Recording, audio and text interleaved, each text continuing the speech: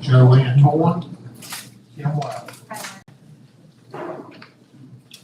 Okay, to start with, ask everybody to bear with me tonight with regard to parliamentary procedure. I don't usually run these meetings, Walter does, and he's our grizzled vet at this, but he was exposed to COVID this week, so he's missing in action. So y'all bear with us tonight, please. So I guess our first order of business is to approve the agenda. Yes, sir.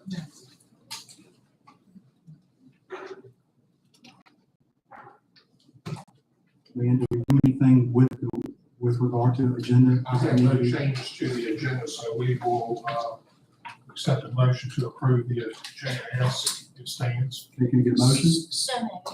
Second. Okay. All those in favor, please say aye. Aye. Opposed, like sign. Okay, how about the minutes? Let's approval of minutes is our next item. Anybody have any comments on the minutes from the last meeting? Treva did a good job, huh? Okay, can I get a motion to approve the minutes? So moved. Second. All right, all those in favor of approving the minutes as written, please say aye. Aye. Opposed, like sign. Okay, so Lynn, we go into public hearing for the first case? Yes, we will go into public hearing for Amanda Wolf's request for a special event permit. So I'll present the staff report, and Ms. Wolf can come up and say anything, anybody here in the public that wants to speak for or against will have a chance to comment on the case. Okay, the applicant is Ms. Amanda Wolf. She's requesting two special use permits to hold two special events, one a haunted forest in October and one a wonderland in December. Her property consists of 12.5 acres. It's located in the Zion District of Taylorsville Road on tax map parcel 4547B. The existing use of the property is used for residential. When you look at the adjacent property, all the adjacent property is A1 agricultural. When you look at the character of the entire area, it's a mix of low density residential, agricultural, and forestry. When we look at the cut plans, land use plan, it's in a rural agricultural forestal area of the land use plan. As I just stated, she wishes to utilize her property to host a haunted forest starting the month of October and a winter wonderland during the month of December to provide a form of entertainment for the citizens of Greensville County and surrounding areas. The site of this event, which is classified as a special event by the Greensville County zoning ordinance, is in the area of the county which has been designated as rural residential in the county's land use plan. The rural agricultural forestal type area was established on the land use plan for the purpose of identifying areas within the county that promote the expansion of agricultural production and services and maintains the rural character and open space of Greensville County. Land uses within this agricultural district are expected to follow the full range of rural residential, agricultural production services, and forest and wood products. When you look at the county's comprehensive plans, issues, and objectives and strategy section, the plan notes the need for improved recreational opportunities. This activity can be considered a form of recreation. While this recreation is provided by the private sector, it is recreation which can meet the needs of some of the citizens of the county. While approval of this request does not improve the ability of the public sector to offer that opportunity in purpose of the plan, denial could be contrary to the plan. As I stated earlier, the character of the area is low density residential and agricultural. The zoning ordinance allows these major special events. I'll give some examples such as agricultural expositions, craft fairs, carnivals, music festivals for a period of time not exceed 4 calendar days within the calendar year. Being that these events are typically not a daily activity, they're not likely to pose a significant burden on the community.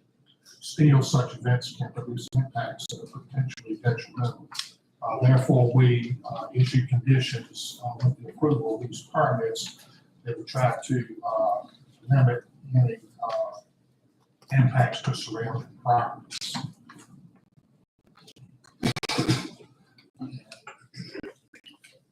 Staff has recommended approval of the applicant's request with these conditions. It is 12 conditions listed on the second page of your report. I'll go over some of the conditions. The first condition is just a general condition with all special use permits that gives these particular events the vested rights. At all times, they must be in compliance with all local, state, federal rules and regulations, laws, statutes, ordinances. Special attention to the health department's rules and regulations. Porta johns shall be provided at the rate of 1 per 100 persons attending the event if indoor facilities are not available. Traffic control devices shall be on hand to safely move vehicles on and off the roadway. There shall be no parking within the VDOT right of way. They're allowed to have a sign which advertises the event, and they're allowed to have signage on site directing people to different areas, such as where the portions of the event being held or where parking is. The event hours for the haunted forest shall be established between 6 p.m. and 11 p.m. The events for the Winter Wonderland shall be established between 3 p.m. and 8 p.m. Any noise generated by the event shall be in compliance with the Greensville County Code. And 10 days prior to the event, the applicant must provide the emergency services plan to the county fire official for approval. Utilizing the permit's issuance date as the annual date if the event is not held for 2 consecutive years, the event will be deemed abandoned and its permit terminated. And of course, failure to abide by the conditions may result in immediate revocation of the permit.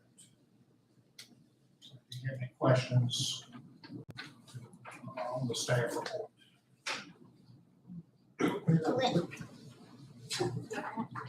Lynn, it wasn't clear on here if she wanted to have it for the entire month or not. Is the applicant here? She's here, yes, she's here. Maybe she can address that? Yeah, you can address it. How you doing? Hi there. It wasn't clear when I was reading this if you wanted to have, it sounded like you wanted to have this for the entire For the month. entire month. Well, our ordinance only states that you can have this for 4 calendar days. You could have the haunted house for 4 calendar days. You could have the Winter Wonderland for 4 days. But that's what our county ordinance says. Ms. Wolf, would you mind coming up to the podium for us? Then we can all hear. Thank you. And just if you would state your name My name is Amanda Wolf. and your address. I live on Taylor's Mill Road in Greensville County. All right, well, our ordinance, which is what we have to follow, it states that special events shall be temporary and they can't exceed 4 calendar days within a calendar year. So I just wanted to make sure that you understood that. So it would just be, I can only do it for 4 days. Each event for 4 days. Okay. Just want to make sure that you understood. Okay. Because I think what we need to do is if you had maybe already seen these conditions, maybe that Lynn had imposed, we need to clarify that. Yes. Okay. All right, that's the only question. The only question I have is, you didn't say this was what food, so we would be serving food. I will not, if I did do serve food, it would be like a food truck or something coming in that would have their own licensing. That's why we had that condition in there, that she must meet health department regulations, because any vendors would have to be licensed and certified with an event permit from the health department.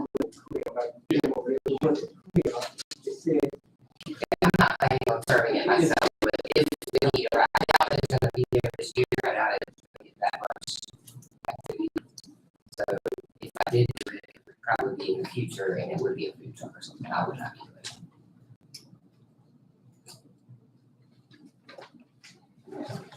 How many people are you expecting? Are you going to sell tickets or are you just going to advertise and see who I'm shows? gonna do admission and I have no idea, what to expect.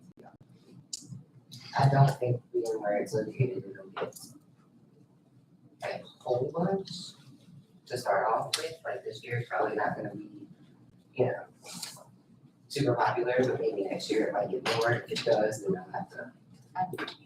Well, I think that maybe we need to put a condition in here, maybe add number 13, that you do have a crowd control plan, just in case that it is large, and you don't want to encroach on your neighbors, land, so that we need to put number 13 to say, to make sure that you have crowd control. And I do have a plan already to keep them from going on the neighbor's property. Okay, So that's good. that's, yeah, I'm gonna be fencing that so where you can't just. Okay, good. My concerns are where people are parked if you have more than, say, 5 people at one time. I have I have almost 3 acres that is cleared. That is right there at the beginning of where the woods are. So there's plenty of parking if people show up. It's crops right there. Currently they have crops right there. No.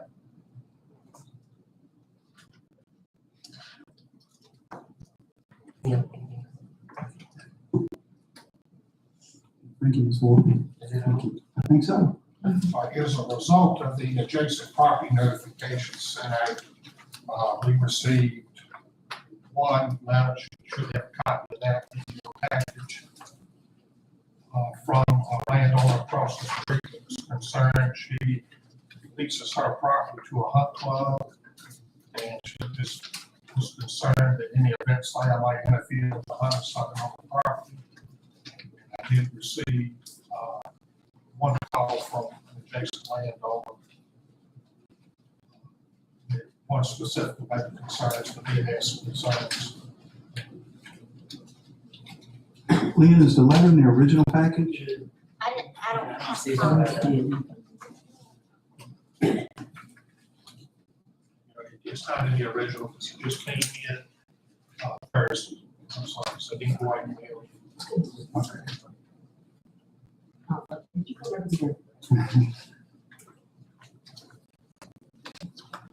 My thing would be, is if we're gonna utilize 4 days, I would love to know, because it's usually 28, 29, 30 days a month. And I know we're talking October. If I can only do 4 days, I will do every Saturday, Okay, okay? On top of that, the hunting, they hunt during the day. This is gonna be at night. So it's not, it shouldn't interfere with anything, it's not gonna be on their property or that property at all. It shouldn't have any effect on hunting. but you have them 3. For the winter one? Yeah. I don't see how it would still interfere with them. I'm not a hunter, so I don't. Right, yeah, well, they shouldn't be hunting on my property. This is gonna be on my property, and the property that this is a good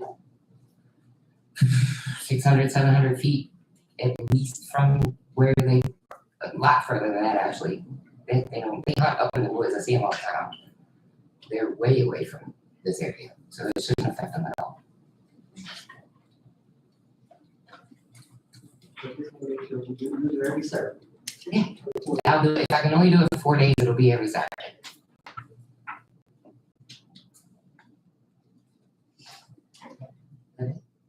And what did you say the other opposition was? The one with the hunting across the road, the other just had concerns, but didn't have any specific concerns. They didn't send a letter or anything. Okay. They were calling, inquiring about what you were doing. Okay. Thank you. I'm gonna ask all commissioners, make sure you pull your mic to you, so we can hear you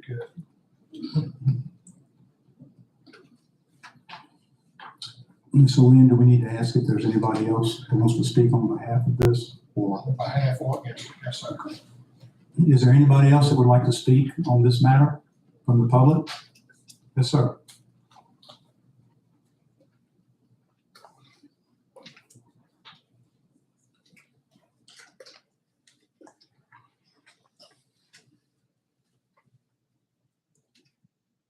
And just state your name, please, and your address.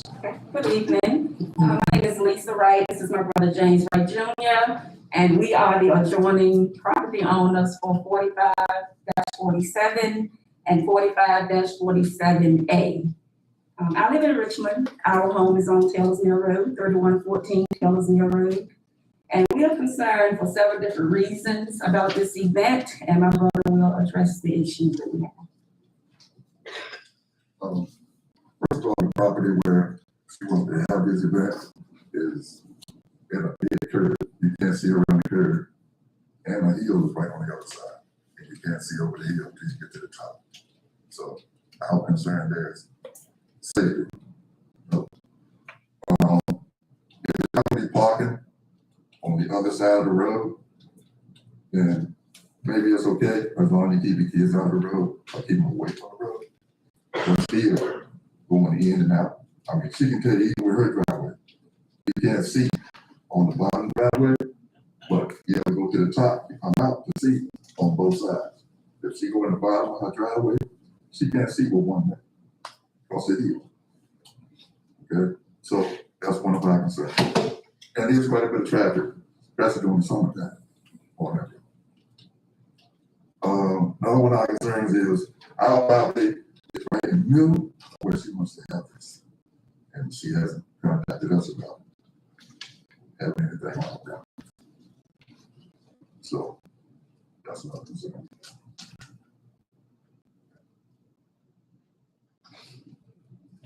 I guess the biggest concern is our property is in the middle, and we have crop land and we have wooded land.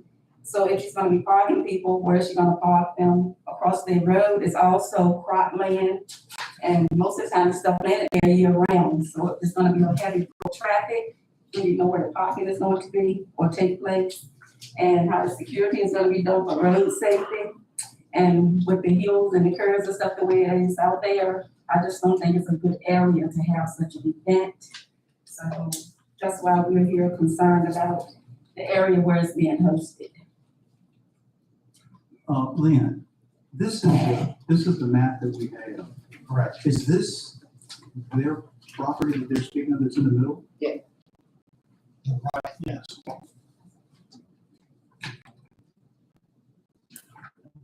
See, your house is right here, It's not a house, it's open property. just over that, right.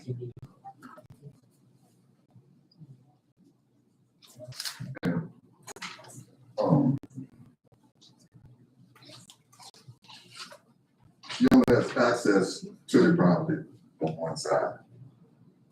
The other side, she doesn't have access to a road in her. So is there a dwelling or anything on y'all's No. property now? No, it's just trees. Okay,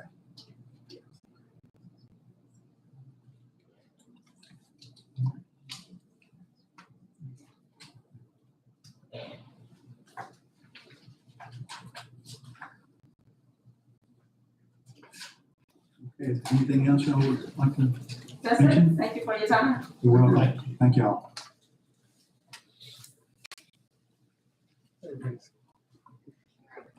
Yes, ma'am.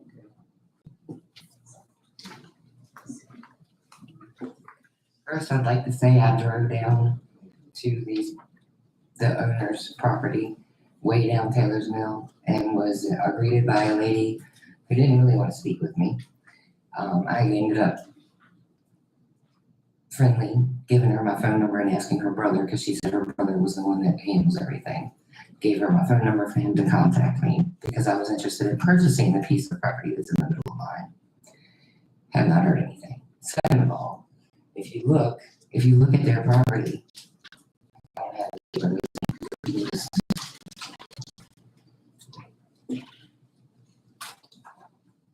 This right here is my home. The event is gonna be over here. And this field right here is where they're gonna be parking and this is the forest that I'm gonna have it in. It has no effect of this or this curve that's over here.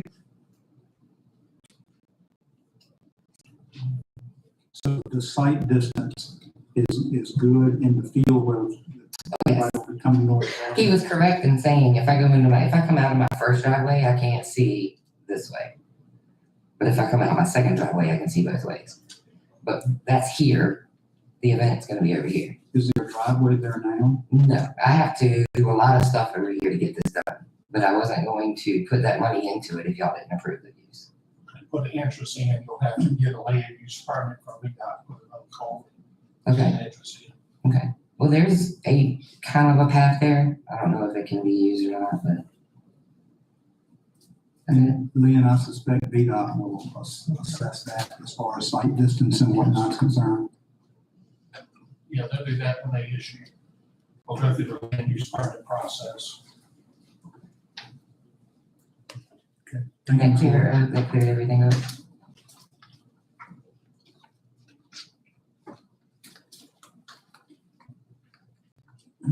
Anybody else from the public wish to speak? Excuse me. I have several pictures, if I can present those, please, of the land which she's speaking on. State your name. My name is Francine Wright, and I am one of Maxley.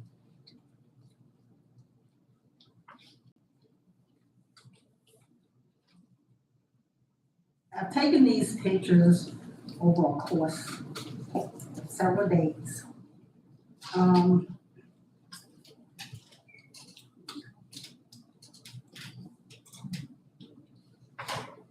This side is before the house and up curve out house. This is before.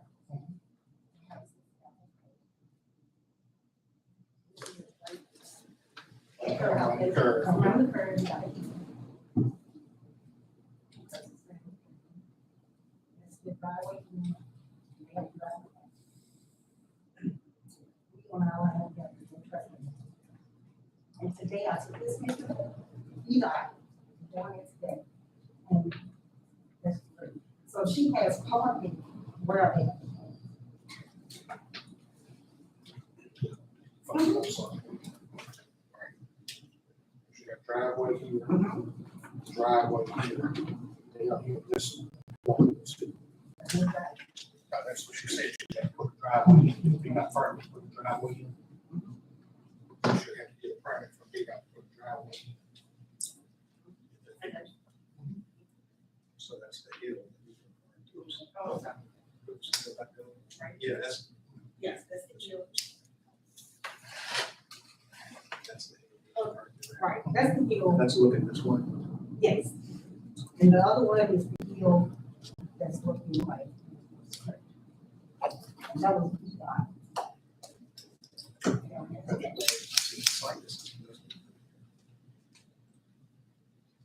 But see, that's our portion. That little section right there is our portion. Her portion is her portion. Oh, I see. This is, yeah, right, that she's her portion. No, our portion. Yeah, that's what I see, her portion, see? Her portion. Thank you. Thank you. You're welcome.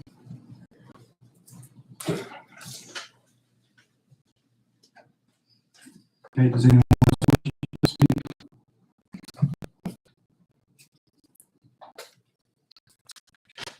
Not Lynn, will I close the public hearing? You can motion to go to public hearing, to go to regular session. Okay, can I get a motion, please? Second. Okay, all those in favor going back into regular session, please say aye. Opposed?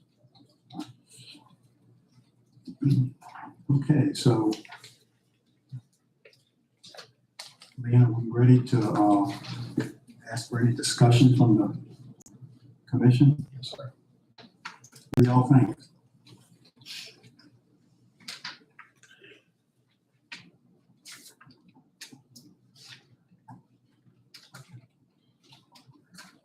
I mean, it's a lot of conditions that I think that we could go further. I mean, Lynn has put 12. Again, I can think of 2 more. And there is gonna be food, there is gonna be trash. It needs to make sure that trash disposal is taken care of as a condition. And then, of course, the crowd control with people getting kind of migrating off the premises because they're not really making sure where they're supposed to be if this event is going to be at night. Because I really, not really sure how well lit it's going to be. And then if there's any type of concern about parking and traffic and on these roads at night, it's dark. Again, we're in this situation tonight where we need to ponder this, and we have 2 items on the agenda. And, it's not, a cut and dry issue, so I feel at the moment that we just need to defer it until Lynn can maybe get some more answers from the applicant, and then maybe she can understand, everything that is involved in this, because this is not a desolate area. There are homes right there at that intersection. So that maybe we need to defer this. And Lynn, you can probably That's my improve, thoughts. and Lynn can probably improve this with 2 or 3 more conditions, probably to address those concerns. We can add conditions, land use permit from VDOT for the entrance. Require her to properly identify property lines so people attending the event will not wander off the site. We can add some conditions. Any other discussion from the members? I am really concerned with the traffic and the parking. It's a big road. I have to travel this road to get to my home. It's very narrow and it's very dangerous. I don't know how you can have an event there without the danger. I think that maybe we need to visit, see. I'm sure her pictures were good, but to really see it, it's dangerous to have an event and you don't know how many people it's gonna be. If you're gonna park here, you're gonna have these people in the woods behind you. I don't know. I just think it's dangerous.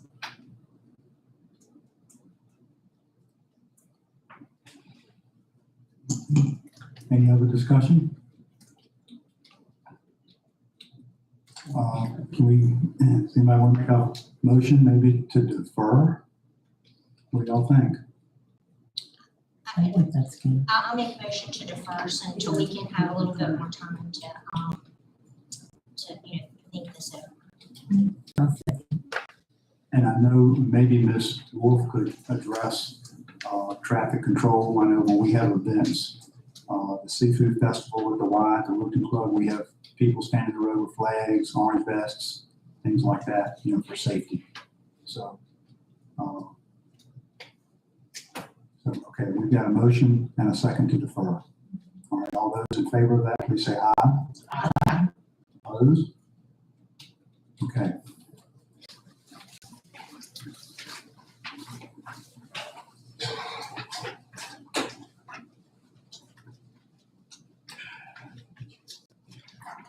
Okay, so our next item is a pretty solar project. Now, Lynn, we're still in regular session. Correct. Do we need to go back into public session for a comment? Code of Virginia does not require localities to hold a public hearing for the 2232 determination of the solar facility. But the Board of Supervisors wants to give the public their chance to voice their comments for or against any project. So even though it's not a public hearing, we call it a public meeting. Anybody here that wants to speak can be heard tonight. Okay. First, applicants here, I think you have a presentation they want to give. Then we'll go through the staff report, and then we'll take public comment. Gotcha, okay. So I guess we're ready for the presentation? Yes, and the applicant to come forward and give the presentation.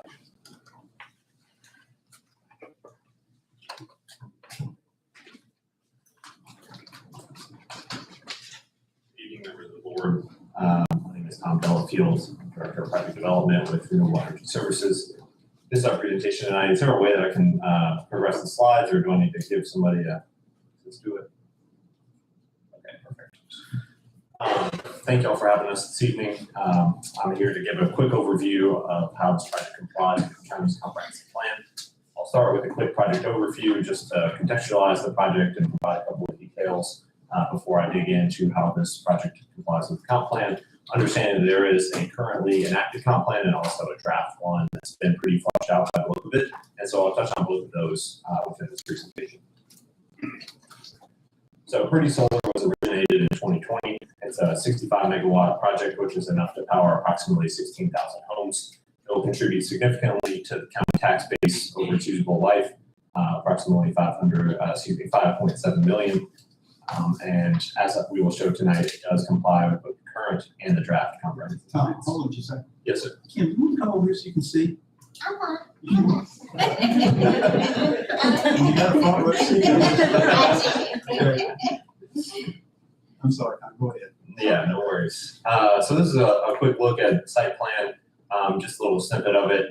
The total project area is 570 acres, with the area inside the fence line being approximately 336 acres. The delta between those two numbers is land set aside for conservation of wetlands, streams, wildlife corridors, county required setbacks, and things of that nature.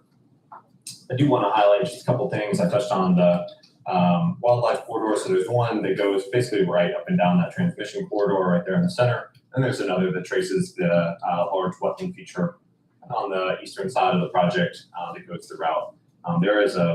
It's tagged on the site plan, but it's relatively hard to see on this. Yeah.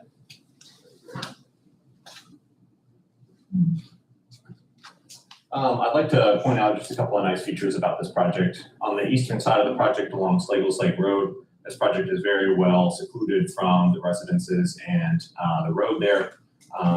At its shortest point, the project is 283 feet away from the nearest property line. That's fence line to adjoining property line. That's roughly 2 times what the county requires. And then at its widest, the fence line is 730 feet from the adjoining property line.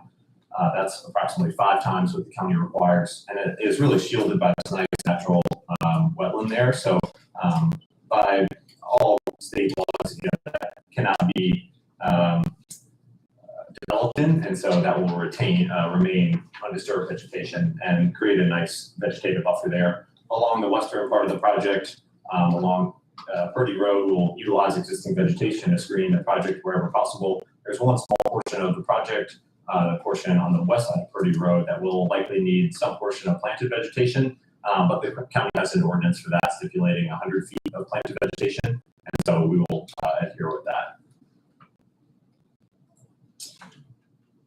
Looks like this got a little bit mashed, but I just touched on the setbacks. I will touch on those again. The second piece down is impact. County really looks at having as little to no impact as possible, and we really feel that we hit that standard. We've done a property value analysis that shows that the project will have no impact on adjoining property values, and we've got the gentleman who performed that analysis here this evening to add some context and color to that report. We further have done a number of environmental studies with the Timmons Group, looking at our impact on the environment, all of those showing no impact, but I'll get into that a little bit later. Solar in general is a low intensity use, meaning there is no noise, light, odor, vibration, or traffic created by the solar farm, and those are things that are typically known to impact property values and really, way of life. We will not impact the streams or wetlands because we'll be complying with all applicable stormwater management programs, and any damage to roadways attributable to the construction of the facility will be paid for at our expense. This is a look at the other projects within the county. The project, as I noted, will comply with all the county ordinance, and this is one specific component of it, and that any new solar facility has to be at least 1.5 miles away from existing solar facilities. And as you can see with this map, this project is about as far away from any other project as you're going to get, the nearest one being about 5 miles away up there in Jarrett. I don't know what happened to all these. Well, the numbers are a little bit mashed up, but nonetheless, the graph on the right is really the important part. So this shows the economic benefit to the county over the usable life of the project, which we estimate based on the equipment used to be approximately 40 years. So over the 40-year usable life, the project will contribute over 2,100% more in taxes than its existing use would. And contrary to many depreciating assets that may be front-loaded in terms of tax benefit to the county, this continues to escalate throughout, which we see as a major benefit. And even in year one, the numbers are pretty staggering, 1,700% more than what the county would otherwise receive. And all this benefit is really without any net draw on the county services. So, there's no need for additional county, let's say, personnel or anything like that to service this project. So we see this tax benefit as basically all net positive for the county. And with that, I'll move into our compliance with the comprehensive plan. So these are just a couple of key objectives and goals that the project complies with: encouraging new development that complements surrounding areas, concentrated development in appropriate areas with efficient site design and buffers. I touched on kind of the thickness of the buffer and how above and beyond this project goes relative to traditional uses. Not many have 700-foot buffers, 150-foot buffers, things like that that this project does. And we feel that the existing vegetation on site allows this project to complement those existing uses by essentially remaining invisible without the need to plant additional vegetation. This is the piece of the comp plan that touches most specifically on solar, so I'll just read this quote from the comp plan aloud. If not detrimental to the surrounding area, solar energy projects greater than 20 megawatts are encouraged in agriculturally zoned districts. So this project is within an agriculturally zoned district, A1. It is 65 megawatts, greater than 20 megawatts. It's the comprehensive analysis of environmental impacts we've done shows no impact on threatened or endangered species. We will not create or exacerbate any environmental liabilities. No impacts on streams or wetlands. And the project health and safety assessment shows no impact on health and safety of the community. And the property values impact analysis shows no impact on adjoining property values. So sort of in sum, we've shown through objective analysis by third parties that we are not detrimental to the surrounding area. We are greater than 20 megawatts and we are in the correct zoning district, meaning that the comp plan does in fact encourage this solar project. The plan further recommends that there be a decommissioning agreement put forward with this project, and we have already commissioned and submitted one of those plans to the county as a portion of our SUP application. I'll just highlight a couple of the key details from that plan. The surety will be put in place at the time of building and electrical permits. The cost is, or the surety is for 100% of the estimated cost, and that estimate has already been done by Timmons Group and is shown to be approximately $4 million. And it is updated every 5 years to ensure that those costs stay current with whatever may be happening with inflation at the time. So in short, there is a surety from day one without regard to salvage value to ensure that if something catastrophic happens, that there's money in place to decommission the facility safely.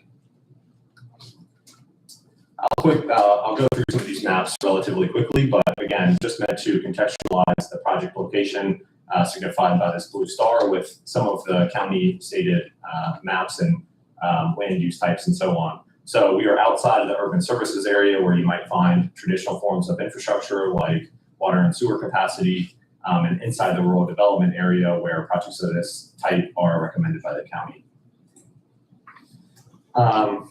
Further, we are outside of the existing land use. We do not conflict with anything in the existing land use map, nor the zoning classifications that might imply that there's a higher and better use for this property. And looking forward to the future land use plan, we continue to not conflict with any local industrial development, anything in the future land use map. This enterprise zone map is relatively similar to the urban services area in terms of the infrastructure it provides. So once again, we're outside of that area. And this is an economic development target laid out in the plan that we do once again comply with, that asks for industries that commit a substantial capital investment. So Purdy Solar is projecting that we'll invest over $60 million in this project, and that the industry diversify the Greensville County economy. And with only 5 solar farms currently in the county, and this one with being such a net benefit to the county tax base, we feel that we check that box as well. And with that, I'll start looking towards the draft 2040 comprehensive plan. Some of the key goals here laid out in the plan are economic development. As I just mentioned, the project will contribute over $60 million to make this project a reality. The job creation during the 9 to 12 month construction, there'll be an intense period of service and demand, material demand in the local economy. The tax base contributed by this project will enable the county to pursue improved infrastructure for other uses if it so chose. The cleaner environment, this project, and these numbers just get astounding, will offset all of those numbers in terms of emissions from more traditional forms of generation. So that is not a typo, 96,000 tons of carbon dioxide annually not emitted, 127,000 pounds of sulfur dioxide, 87,000 pounds of nitrous oxide. All of that basically is not emitted into the atmosphere because of this project on an annual basis. And that directly translates to the healthier population. So all of those chemicals there are not good for us to breathe in and out. And by avoiding those provide, based on EPA estimates, a minimum of $5 million in public health benefit on an annual basis. Then impacts, you can't see it again, but I've already mentioned it, the no noise, vibration, traffic, odor, things of that nature. We've already seen this map as well, but it is again laid out in the 2040 comprehensive plan, and just really specific to solar and where to site it. And I just include it to say that we think that we check this box pretty clearly as well. This is quite a bit of text. It's just once again pulled straight verbatim from the comprehensive plan, but to sum it up, it says that there can be benefits, however, they should be weighed against the impacts. So we will temporarily occupy 33 acres of farmland. But we will locate the project in accordance with the county guidance on rural undeveloped land outside of areas designated for other kinds of growth, will not impact adjoining properties, the character, the environment, or anything of that nature. And these are the conditions laid out for, or the criteria laid out for approval of solar facilities. So I'll just go through them. Is it located outside of growth areas? Yes, that's a check. Is it proximate to residences and other sensitive and important areas? No, it is not. That's a check. Is it greater than 20 megawatts? And is it in agriculturally zoned districts? Yes, it is. That's a check. And is a decommissioning plan provided by the project? Yes, it is. And that's a check as well. And to close, there's another note here in the comp plan about exploring siting agreements to provide revenue for the county to expand other forms of infrastructure like the deployment of broadband and things like that. And I just want to note that Purdy Solar has submitted a notice of intent to negotiate a siting agreement with the county. And really that concludes my presentation. I'm happy to answer any questions if you have any.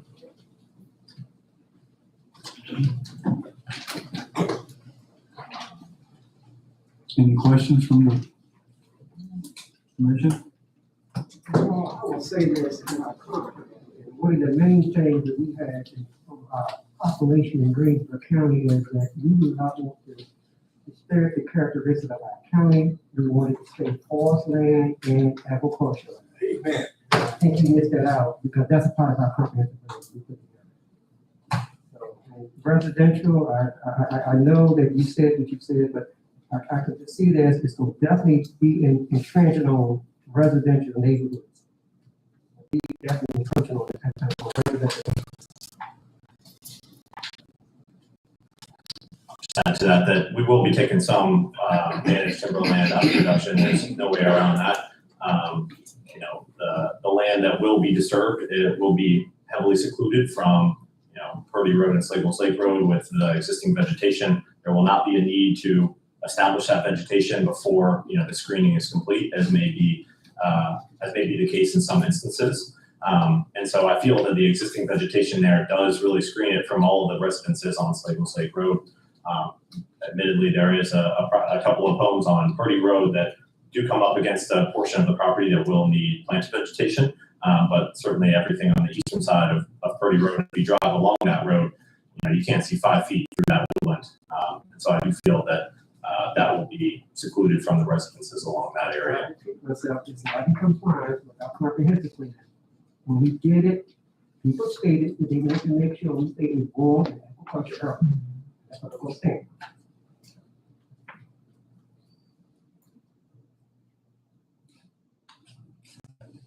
Other questions? The only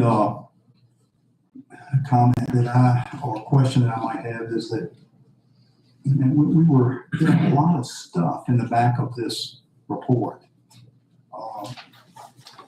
And I don't really know, how helpful a lot of this endangered species stuff was, but I think what would really be helpful, and I don't know where this is going to go tonight, but this is kind of the most important document that y'all provided for us, and this is an excellent plan. Is there any way that we could get a full-size version of this with topography information on it? Sure. That would be very helpful. Sure, you mean like a 11 by 17 or a 24 by 36? Yeah, 24 by 36, because this is Yeah. 11 by 17. Okay. And it'd be so much easier to read the access points, the dimensions, Sure. and the topography lines would be a huge help. Okay. And to see which, because that's a big, you'll probably hear that in the public comment session, in the stormwater drainage. Sure. Having, contour lines shown on this will be very helpful. And no, I understand stormwater is a big topic for solar in the state of Virginia right now. And I will note that the state is currently revising their stormwater handbook as it comes to solar. And so whatever they determine, we will be following those guidelines. And so I think it's a step in the right direction that they're revising them in, this year basically. So they're going to be about as current as they could possibly be for this project. And I feel that, permitted plans done by stamped engineers and approved by, in this case, the county or the state, will set us up to avoid adverse impacts on streams and wetlands. But a full-size plan of this could be made available to us. Absolutely. Any other questions or comments for Tom? Thank you all for the time. Next up will be Rich Kirkland, who performed the property impact analysis. I'll just touch on kind of how that was put together. And then after that, we'll close with a couple of remarks from Grady Palmer. Thank you so much for your time. Thank you. Good evening. I threw him from Nick Kirkland was going to be here, but I'm here instead. Again, my name is Rich Kirkland Appraisals. I'm a state certified general appraiser in North Carolina, Virginia, and a couple other states. I was asked to look at this for property impacts around the proposed solar farm. I've been looking at solar farms and property value impacts for about 13 years. In that time, I've been working in 23 states, including Virginia. We've looked at over 1,000 solar farms in that time. We're doing research that's been well supported and heavily researched. It's going through. We've had several cases that went through. Were supported by the North Carolina Superior Court as being significant material evidence of what I have to say. It's been accepted by the Kentucky State Siting Board for multiple occasions. And again, it's been accepted by local jurisdictions in 20-some different states. So with that preface, I thought I would start by just talking a little bit about what other people have looked at on this topic. There's a number of university studies that are really helpful.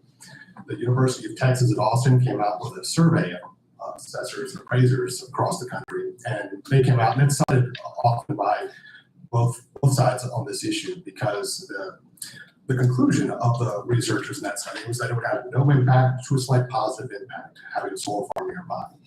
But there were some responses that came through the survey that showed some significant negative impacts. The trick is one of the questions they asked in the survey is, have you ever appraised anything next to a solar farm? And they found that when they separate those who say they have experience appraising next to a solar farm and those who say they have no experience, they were guessing.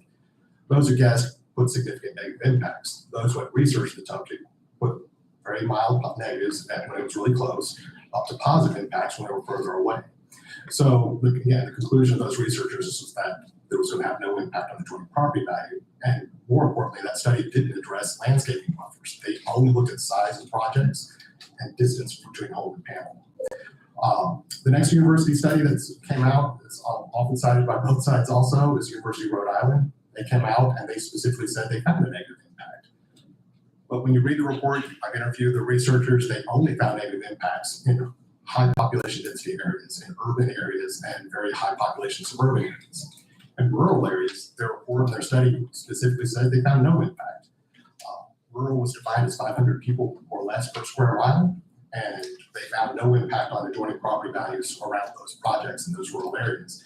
They further did a sensitivity test to see, if we move that definition over, so they moved the definition of the rural all the way up to 2,000 people per square mile, which is very not rural really. But they measured in those areas also, and they still found no impact on adjoining property values. And when they moved it to that point, that was over 70% of the data they looked at was showing no impact on property value. So again, where Purdy is located and proposed, it would go well below that 500 people per square mile. So the University of Rhode Island study supports finding no impact on adjoining property value. Georgia Technical Institute, they came out with a study looking specifically at agricultural land. They came out showing that they found a very small positive impact due to agricultural land near where solar farms have been developed. And those are the major university studies of which I'm aware. I've interviewed all the researchers involved and discussed those. So again, that's the survey of that. Well, what I've been doing is we've been doing what's called a paired sales analysis. Match paired analysis is supported by the Appraisal Institute. It's an accepted methodology used in most appraisals done. It's a simple, when say you're appraising a house, you have one of your sales has a garage and one doesn't. You can do a paired sale to figure out how much value a garage adds to it. It's the same process to see whether or not a solar farm has an impact on property with the two homes that are nearby, same in most respects, the main difference being whether or not there's a solar farm next to it. And so we've been doing that type of analysis, looking at the homes next to solar farms for the last 12, 13 years. And again, the data is presented in the report that was submitted. We're finding no impact on adjoining property values. We find impacts that range from about -7% to a +7%. But we only find a very small number of them showing a negative, about twice as many showing a positive, but most of them fall around ±3%, which is clustering around 0. When I aggregate all the data points we look at, we're finding about +1%. And again, real estate is not perfect. Whenever any appraiser looks at anything and they compare two homes next to each other that sold, they're going to sell for slightly different prices. So ±5% is very common in the market and not significant in any case. So we've also gone through, we've done a survey of assessors across North Carolina and Virginia, just looking at all the county jurisdictions and asking, you're looking, looking at local assessors, finding out, are they making any adjustments for, are they seeing any impact on the joint property values around these solar farms? 100% of the data, the feedback we've got is no, we're not making any adjustments. No, we've not seen any impact on the joint sales. And furthermore, we had several responses that came back suggesting a positive impact. That they were not adjusting things upward for being next to a solar farm, but they are watching for it because they think there's more of a potential for that than a negative. So again, looking at Purdy Solar, the setbacks are more significant than what I looked at with a lot of paired sales I looked at. We've seen homes as close as 100 feet from the panel to a home, showing no impact on property value. We've looked at projects up to 500 megawatts with new homes being developed. It's not impacting development potential. New homes are being developed closer and closer to these existing solar farms.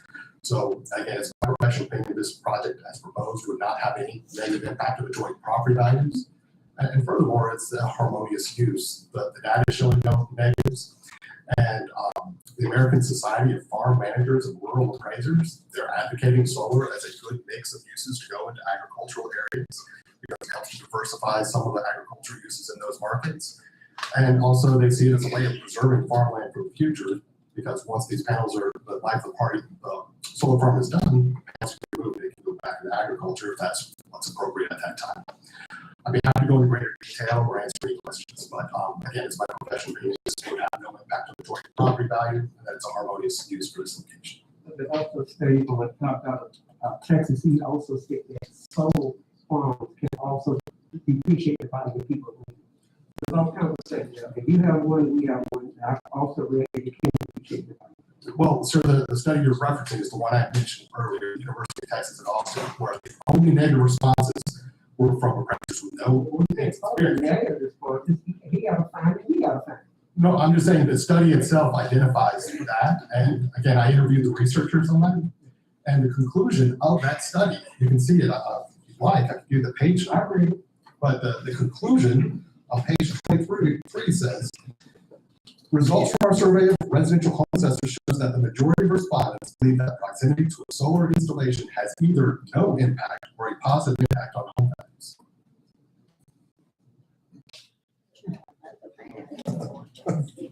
And it's Rich. Any other questions from Rich, y'all? Okay, thank you. Thank you. Good evening, Commissioners. My name is Grady Palmer. I'm from Chesapeake. I'm here tonight on behalf of the applicant. I do a lot of utility scale solar projects around Hampton Road, Southside Virginia, with the law firm of Williams Mullen. I want to just talk a little bit about the difference between a 2232 review and the special use permit review. We're here tonight for a review of the 2232, which is an interesting process. I want to compliment the county for doing it this way. You break up the 2232 review, you separate it from the special use permit review, and a lot of times we see those things being combined. And I want to compliment the county. I think that it results in more thoughtful consideration, and you're going to hear it tonight, more public input. So I think that's a healthy thing. I just want to congratulate the county for doing it. I think more municipalities should follow that process. But I also want to note that the county has built in protections into the comprehensive plan. To Mr. Gaines' point, we've got a cap on the 7,600 acres countywide with separation requirements. You don't get utility scale solar farms all clustered into one part of the county. That's really an effort, in my opinion, to balance the interests of property owners who are looking for alternative uses of their property with the rights of the community to preserve the rural character. I think the Board of Supervisors did a good job in adopting those protections. And obviously it gets down to individual specific locations, and that's a special use permit process to sort of flesh out a lot of those issues. Does one site make sense? Does another site not make sense? And so, in my opinion, that's what the special use permit process is for. This is a process that we're looking at the general location, the general character and extent, and asking the question, is it substantially in accord with your comprehensive plan? I think the Planning Commission and the Board of Supervisors will take a much closer look at this project during the special use permit review. And judging by the lack of available chairs in the chambers, we've got a lot of work to do.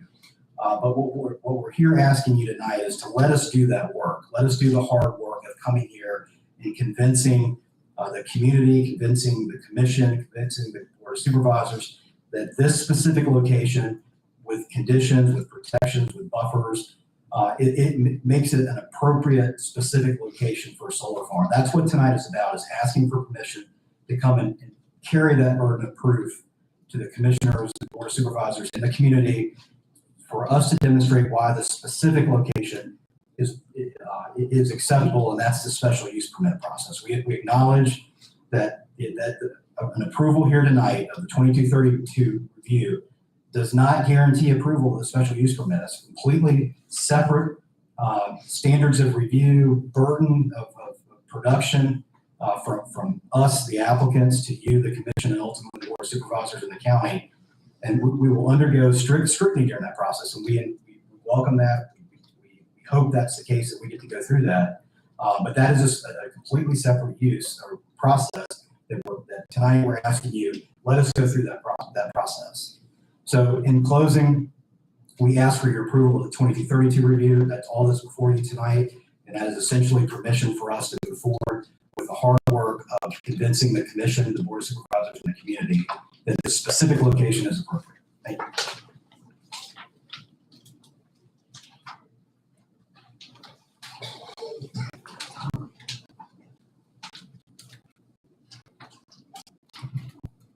Is that all the applicant has? Yes, it is. Okay, we'll ask Michael Zayden of the Berkeley Group to present the staff report there. 2232. Good evening. My name is Michael Sainer. I'm the Environmental Programs Director for the Berkeley Group.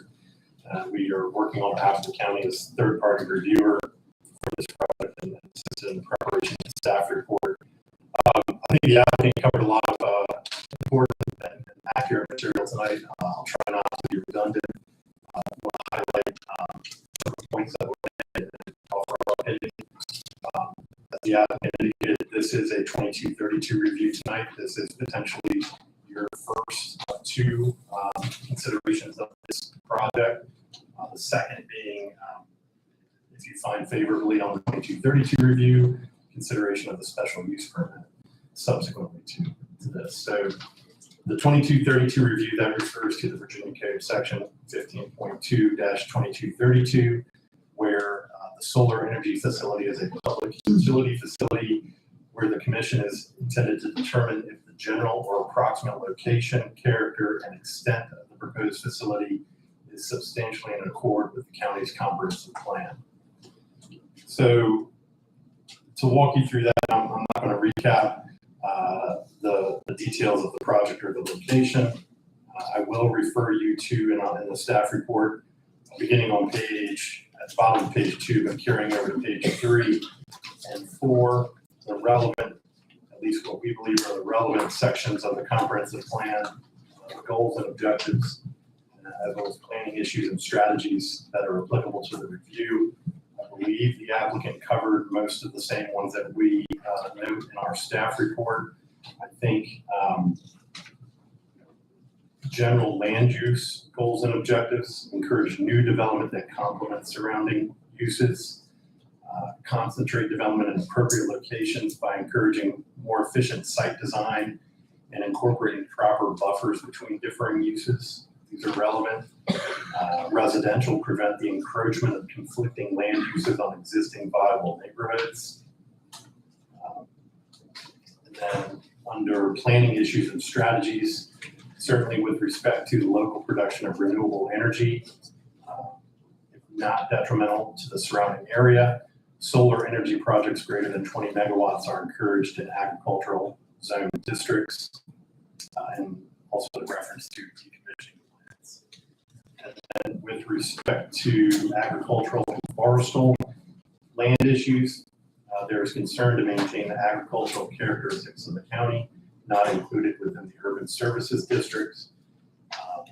And then with respect to the future land use map designation, the property is in a land use designation of rural residential conservation area, which is stated as characterized by low density residential development such as detached single family units or lots larger than urban or suburban lots. Certain agricultural and farming uses are typically allowed. In addition, large-scale economic development projects may be allowed subject to required land use approvals as approved by the Board of Supervisors. So to walk you through our review and our comments, and these are on page 4 of the report towards the bottom, under staff comments and analysis.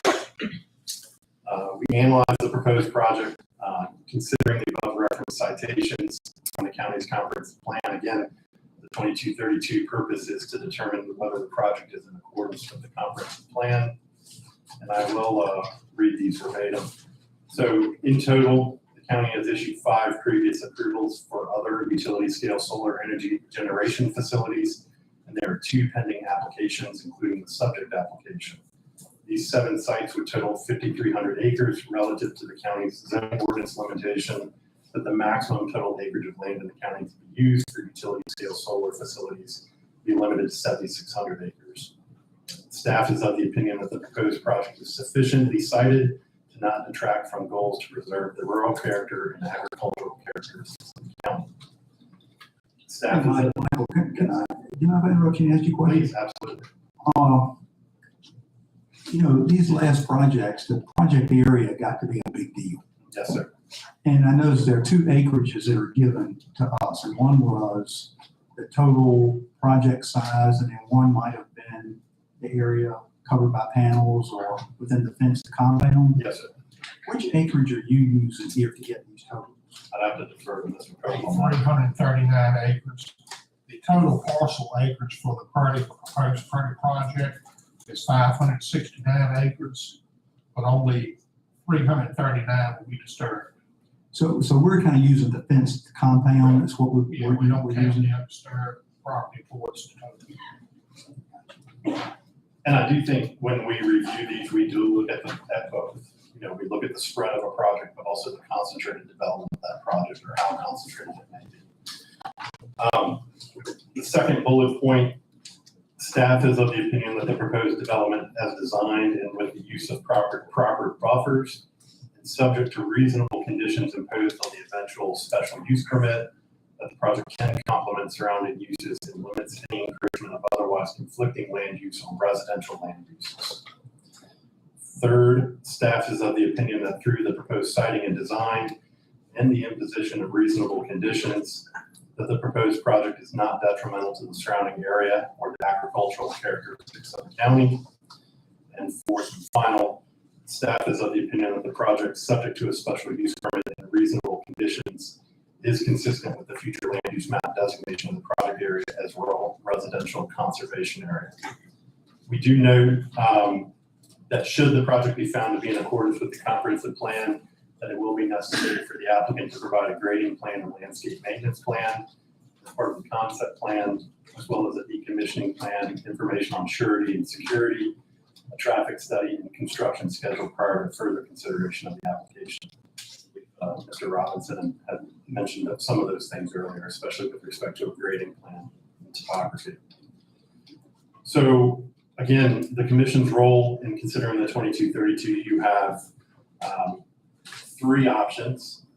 Firstly, we want to make sure you consider all relevant portions of the comprehensive plan. There may be pieces of the plan that we did not include in our report that you believe is relevant, and certainly you should bring those to consideration.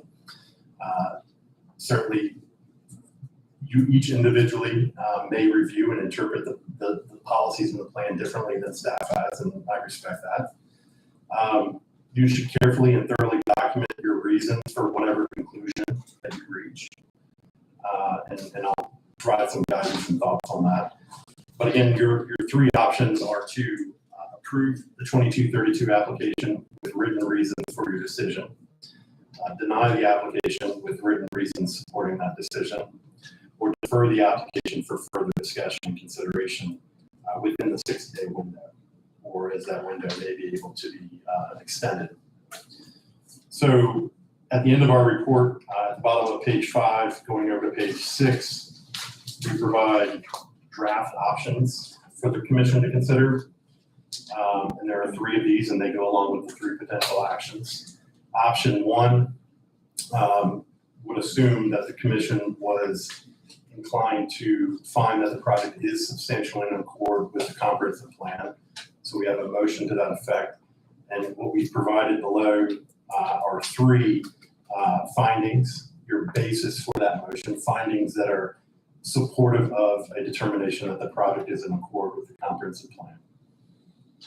Option 2 is the converse of that. Should the commission wish to find that the project is not in accord with the comprehensive plan, there's a motion to that effect. And here there are 2 findings, and both the motion in favor and the findings in favor, the motion against and findings against, these are not exhaustive. You can certainly come up with other reasons to support the motion that you come up with. These are just guideposts for you all to give you ideas about what types of findings may support the motion that you're going to take, if that's helpful. And then finally, option 3, if the board needs additional time and information, would be a deferral of the application. So I see the acreages are given to the option 2 item 3. I appreciate y'all. Yes. So I'm happy to answer any questions that you have. Thank you for your time. Michael, I think that we need to get into the benefit of some of the people that are on this board and the people in the audience, that we need to get into the details that the comprehensive plan is subjective in nature. It is not an ordinance. It is not what we have to follow to the letter, because it is not an ordinance. An ordinance is law. The comprehensive plan is not. It states in our comprehensive plan that we're working on currently, our new one and in our old one, that solar is encouraged in an agricultural district. But the question that's before us tonight is that we have to ask ourselves, is the solar project substantially in accord with our comprehensive plan? Mr. Kane likes to cite that we want to keep our community rural. Well, we only allow solar projects in an A1 zone. So A1 is considered rural.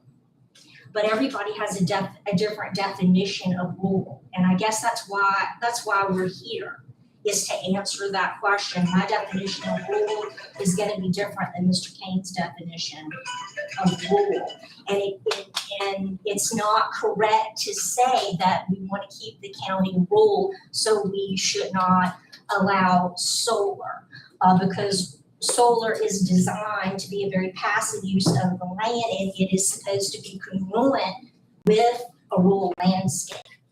So it's just whose definition of rural. You can ask one resident and they may say, oh, living along the Purdy Road, that's a rural area. And then you may ask someone, that lives out on Smoky Ordinary, oh no, I live in a really rural area. I live in an area that's more rural than the Purdy Road, because some people might say a home that's on an acre and a half and then another home that's on an acre and a half lot, that's rural to them. And we have a whole lot of citizens who think, hey, I need 300 acres on, front side and back of me before it's rural. So everyone's definition of rural is different. And what we have to do here tonight, State Code of Virginia says we have to hold this hearing.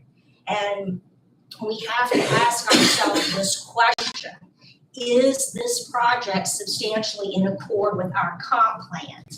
And it's all subjective. It is literally the opinion of each one of us. There is no, rule that says this is how it has to go or this isn't how it has to go. The attorney from Williams-Mullen did an excellent job in explaining that. But it's the individual's person. It's our definition of what rule is. So these project developers try very hard, because they're only allowed in an A1 zone to put proper buffers and to put all of this so that it doesn't encroach on a neighbor. But we don't get to talk about any of those details until we get to an SUP process. Well, we will literally sit here and hash out how far is it from this home, how far is it from that home, do we need a wider buffer here? Where is the point of interconnection? Where are the lines going to go? We don't see any of that tonight, because that's not what we're charged here to do. This is just step one of the process. And in my opinion, we owe it to our landowners and we owe it to all the citizens in this room to get to the SUP process, because that's where we get to see the project. If you don't like the project at that point, let it be known. But you haven't seen the project yet.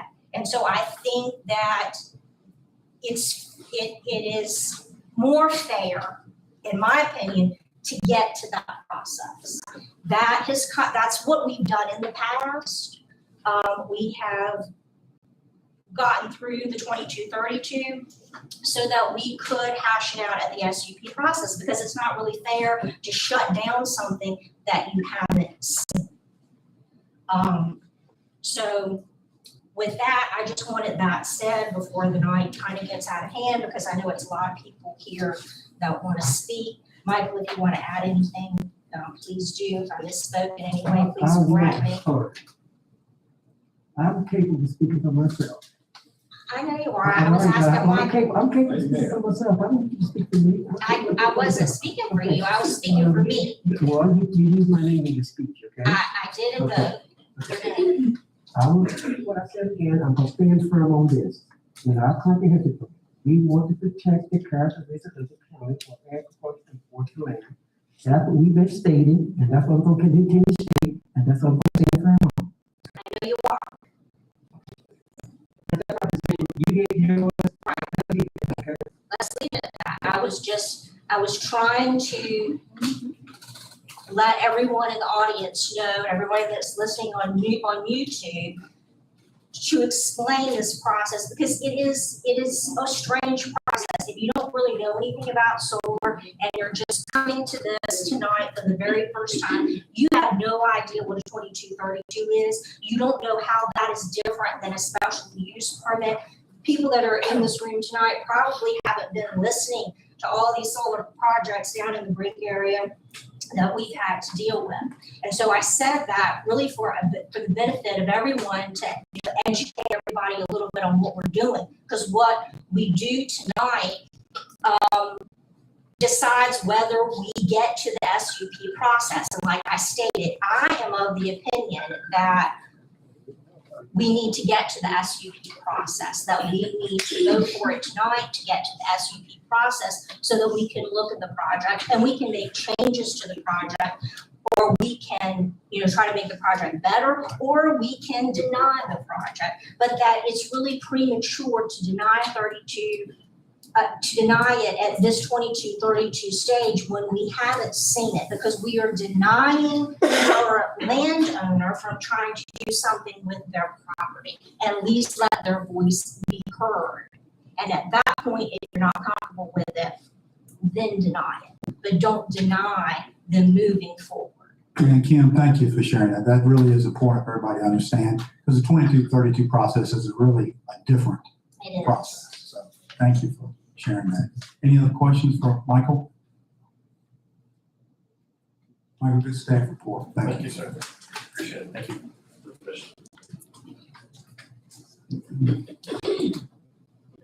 Okay, Lynn, so we're still in regular session, so now's the time for public We will receive public comment. Before we receive it, I'd like to go over the county's protocol for public comments.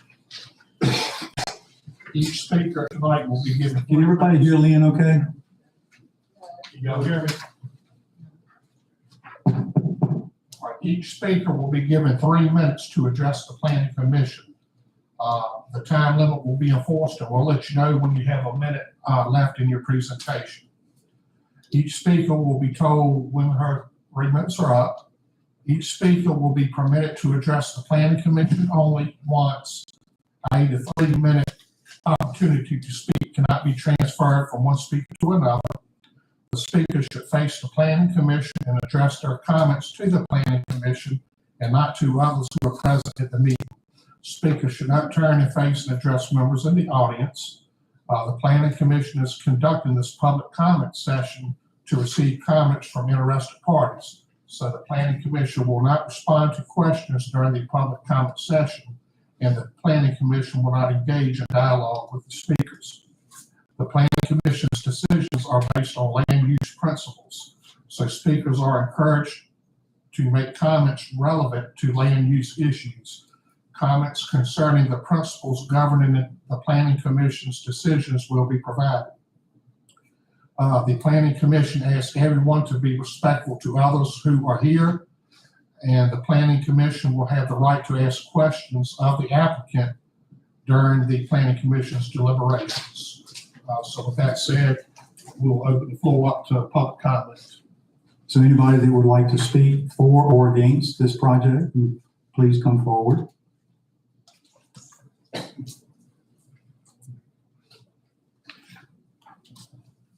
Mr. Chairman, co-chairman, and members of the commission. My name is Jesse Harrell. I'm a resident of Greensville County. I'm also within a half a mile of the proposed Purdy solar site. First, let me preface by saying I am opposed to all solar at this point in time. I think there's too much uncertainty with solar right now, as you will probably hear more about. I am opposed to the Purdy solar project. I just think there's too many things going on. If you read about, we're having fires at other solar facilities that nobody can control. We are having other issues with some of the ones we already have in the county that aren't being addressed.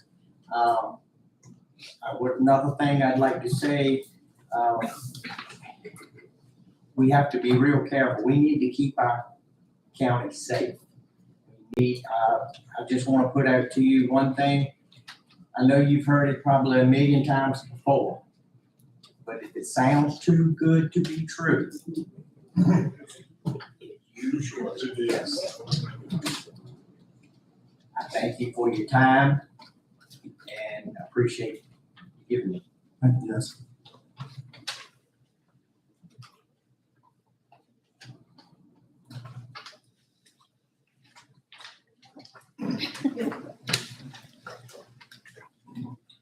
My name is Charles Stasper, and I'm a born-again Christian. I've taught this issue over with my Lord and Savior for some time now, and I haven't heard the first thing he tells me that he's in favor. And you know, the Bible tells us when you see sin taking place and you in a position to do something about it and choose not to do anything about it, God accounts that as sin on your behalf. All right. God called us to be the light of the world and the salt of the earth. Being the light of the world, I haven't seen anything good about this solar panel. I've been to longer than some of y'all have to the meetings. I've been to 10 or 12 of them. And I haven't seen the first legitimate question answered by anybody on the solar panels. They always beat around the question. We need to do like Southampton done, have a moratorium on these solar panels. We don't need one more foot of acre in Greensville County in solar panels. The war in Ukraine, we listen to the news, millions of people were starved to death this year. Look, our forefathers got a wonderful county to live in. Slaves cleaned up thousands of acres in Greensville County. It's time we can make restitution to those descendants in Africa today, because we know millions of people will starve to death, and the majority of them will be in Africa, because Ukraine sent most of their grain to Africa. So my stomach just aches when I ride in the road and look at the solar panels already here, knowing that tens of thousands of people will starve to death because of the solar panels we already got in Greensville County. Just think of that. All right, the latest thing God told me was this past week. He talking about war with China. War with China. All right. Well, these solar panels could be China's Trojan horse. Toxic material. And we know all the Chinese scientists are far sharper than ours are. All they got to do is reverse the current, melt these solar panels down. Thousands of people would die in Greensville County with these toxic fumes all around us. We need to learn some history, don't we? Yep. We know that Joseph saved the whole world. He talked to God, and God told him what to do. And they saved the whole known world. So when he put this in God's hand, this is an important thing to do. I thank you all for my time.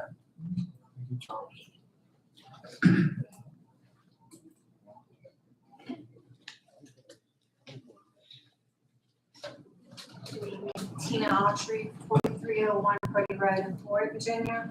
I stand before you tonight asking the Planning Commission vote no on the proposed Purdy solar farm application. I oppose this project and feel that it will decrease the property value of our home and upset the rural character of our area county. Thank you for your time.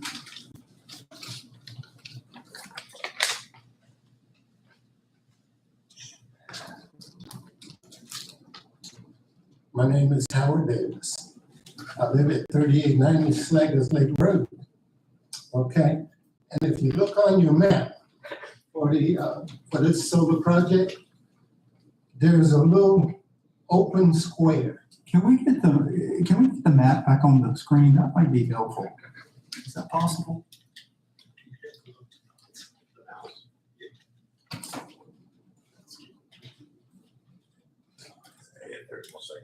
I'm sorry, I didn't mean to interrupt you. Carry on.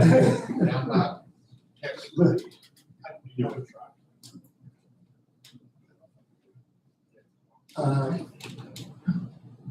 There are probably many of us who are not familiar with solar. Back in 1974, and I spoke to the commission before, I worked on solar energy for the space station. Okay? Develop an energy source to keep the space station running. And that's what I did. So did you want that map or the larger county? This, yeah, that's good. See the little top right corner? This little piece right here, that's where I am. Okay? 3 sides, playing for this solar project. Now, you talk about being 100 feet from a solar panel. Research says 200 yards is a safer distance because of the electromagnetic radiation that's generated when this energy is transmitted to a power company. Okay? See the little areas in green, I guess, where the panels are not set? Those are wetlands. Now, what happens from where I am, the land, there's a grade, and it runs down. And where that wetland is, and when you put the solar panels there, you're gonna get more runoff into the wetland. Now, that is not city water or city sewer land, but the people who live in the county, that's a filter for the water that goes in the ground that we pump out to drink. Okay? When you put those panels there, you get no filter. It runs straight to the point where it may seep into the ground and change the whole character. I guess I've talked too long. But not only that, but when I worked on this, and I'll finish this real quick. When I worked in the solar system, we can use solder, tin lead solder, to join solar cells together. That's what these are used. That's what's used to make these. Think about lead and all the trouble that we've had with lead in our water. Not only that, when I'm standing in my kitchen, there are deer in my backyard. Mr. Davis. Thank you.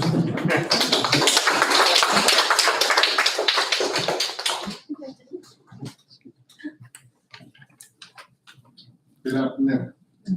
My name is Grant, and I live at 4078 Purdy Road. If you look in the book that they gave you, it's a picture of a house. And the road that goes back there for the building side solar panel is my house. That road is no more than 10 feet away from my carport. I have my grandkids come visit, and they like playing in the yard. I moved out here because I wanted to live in the country. All right.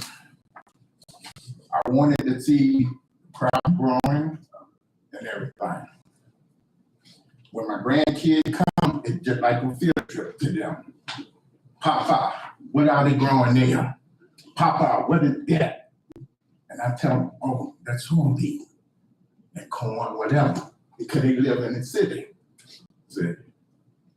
My problem is the road by my house that they would use would endanger my grandkids when they go through there.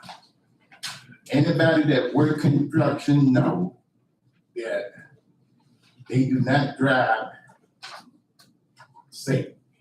They either speeding out to make their lunch period time where they only have 30 minutes, so they rushing out and they rushing in.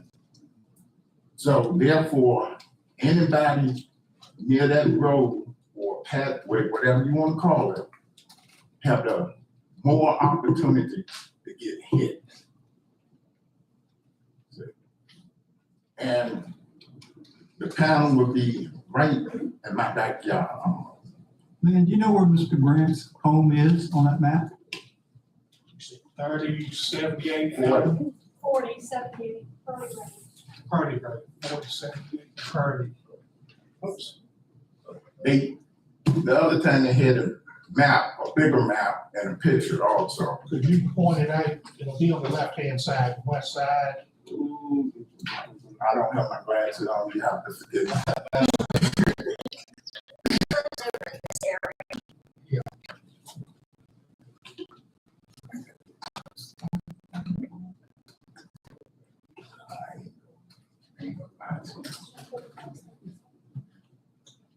But it's the opposite of the other solar panel on the other side.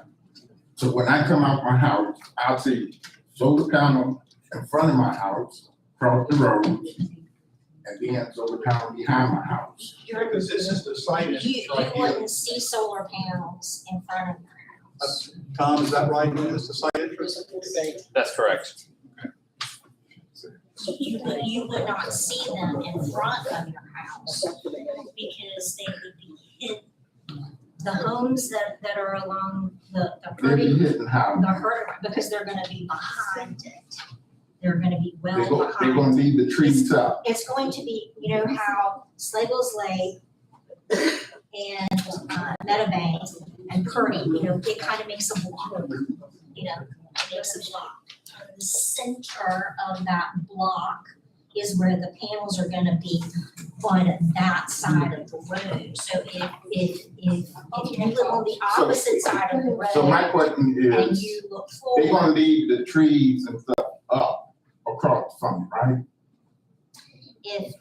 if you live on the same side, if you don't live on the side of the road as the main portion of it, you It's wouldn't true, see. and being disrespectful. But yeah, there, One simple question. there will be trees Will the left. tree that they'll be there? Yes. This is the. That's all I wanna know. This Yes is or the no? Purdy Road right here. You see this line right here? That's the Purdy Road. That's one of those site plans, so. I thought it wasn't any conversation. Right here, there will, Hey, it's you will a use reserve vegetation, so this will remain as it is, and this portion right here will be the planted vegetation.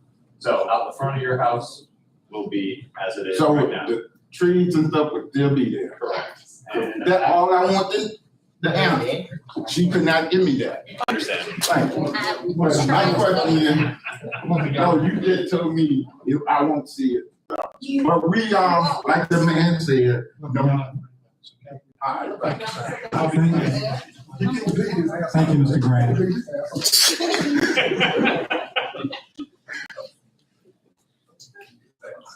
Good evening, everyone. I'm Christine Thompson. I live on the Purdy Road at 5430 Purdy Road, and I'm a person who hates to speak in public. Therefore, for me to get in front of you makes this an important matter for me. I'm opposed to the Purdy Solar Project. I grew up around farmland, and now being married and living on my husband's family farm, it's just such a wonderful place to be. Land untouched by the industrial hand. So I have many concerns, and it's too many to talk about in 3 minutes, but one of my main concerns for the solar project was discussed at the last couple of meetings regarding the Sadler Solar Project. They've had 2 to 3 fires, and my concern is they have no idea what are causing the fires. My grandfather used to work in the forestry services, and I learned a lot from him. And as seen before, forest fires can spread in minutes and they can travel more than 14 miles in 1 hour. The uncertainty of the causes of the fire is a huge concern to me, especially with my husband's parents being kind of sickly. It's kind of, you know, it's going to be hard to get them out just at the snap of a hand. So, the purpose, the proposed project is too close to our Purdy Road, Meadowbank Road, and Slagle Lake Road community to take such a chance. Thank you for listening to my concern.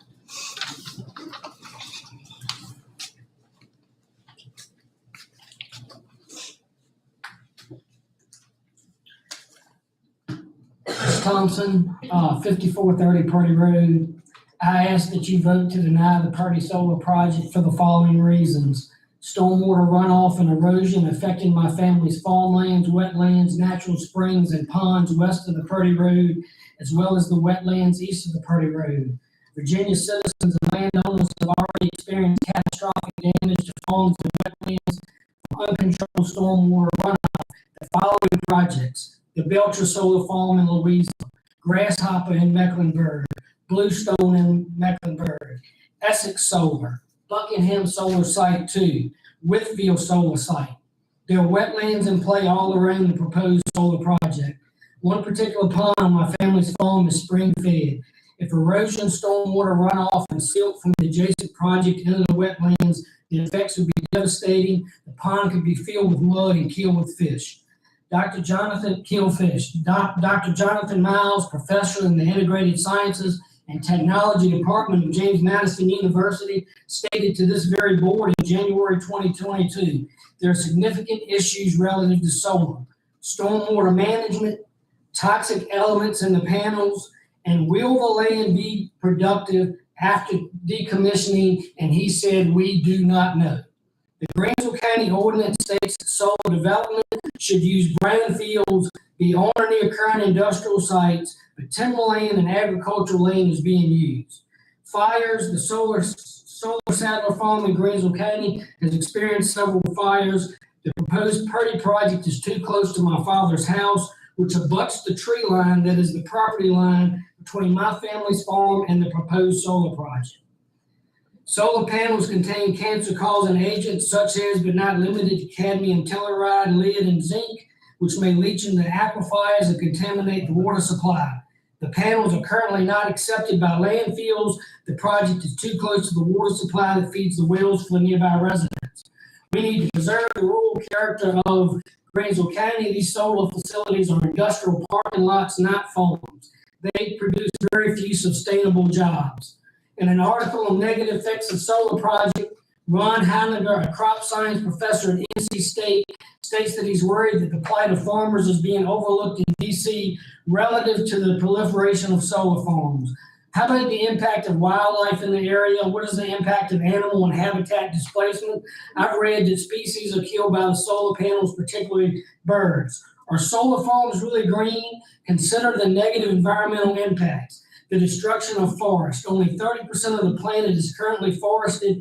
Trees also prevent erosion. The International Renewable Energy Agency also estimates that over 78 million metric tons of solar panels will need to be disposed of in 2050.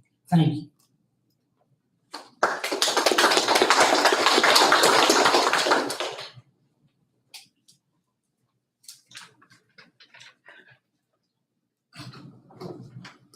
Good evening. I'm Angela B. Wilson, 4015 Slavels Lake Road. Thank you for considering citizen input on this important issue. First, I want to make clear that I understand, appreciate, and accept the need for clean, renewable energy sources and embrace and support alternative forms of energy, including solar. Second, it is important that I be clear that I understand and respect the rights of every citizen to use their property as they choose. I stand before you this evening only because giving license to use this land in this manner has the potential to negatively impact the health, property, and well-being of my family and my neighbors for generations to come. While I believe the folks planning this project are well-intentioned and are basing decisions on the best information available at this time, my greatest concern is for the long-term effects that we have no historical data or historical experience to judge. On the critical issue of health and safety, much remains unknown about the long-term effects of facility size and proximity to residential areas and active land masses. Much remains unknown about the composition of panels, mounts, and racks, and the long-term effects of minerals leaching into the soil and groundwater. Much remains unknown about safe handling, recycling, and disposal of components containing toxic substances during installation, operation, and decommissioning. And much remains unknown about the long-term impact of stormwater runoff and the effects on life, land, and waterways. I commend the Board of Supervisors for recognizing the need to establish reasonable parameters for solar facilities in our county. And I stand before you not to suggest that there be an end to solar facilities in the county, but that the Commission take a holistic approach to screening projects that come before you for the remaining allowable acreage and strategically approve those projects that embrace the county's commitment as expressed in the comprehensive plan to use brownfields for utility scale solar facilities. Because of the proposed location and the yet unanswered questions about long-term impact of utility scale solar facilities, I respectfully ask that you vote not to recommend moving forward with the Purdy Solar Project. Our families are too important to move forward now on a hope and a promise that all will be well in the future. Thank you.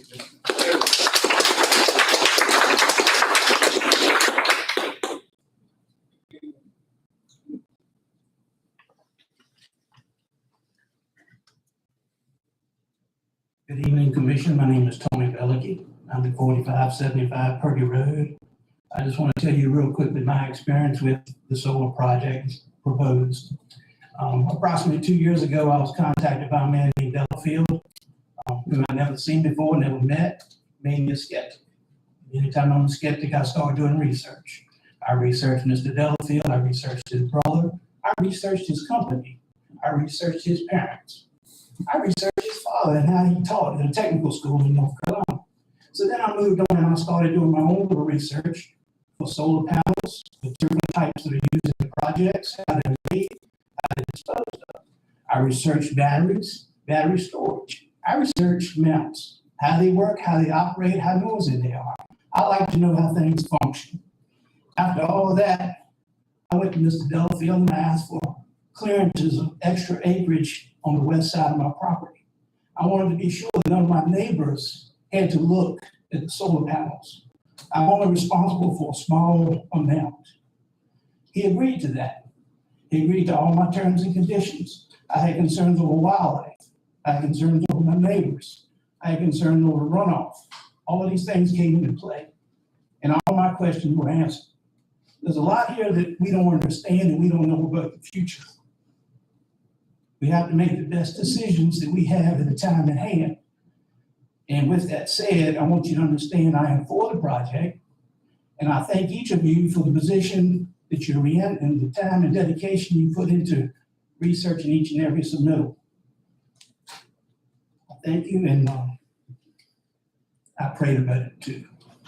Have a good evening.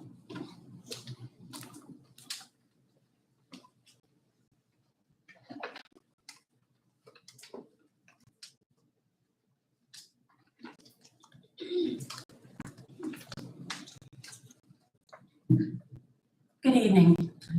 I'm Betsy Velicky at 4575 Purdy Road.